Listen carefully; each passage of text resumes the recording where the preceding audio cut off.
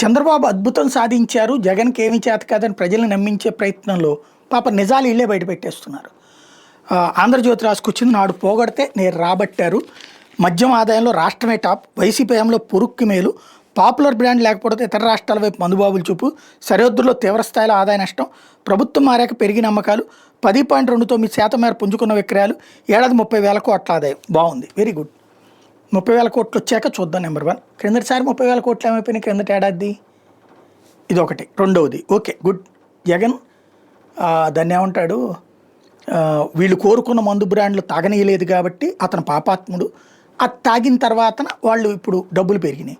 మరి 2019లో జగన్ అధికారంలోకి రాకముందు చంద్రబాబు గారి కదా అధికారంలో ఉంది.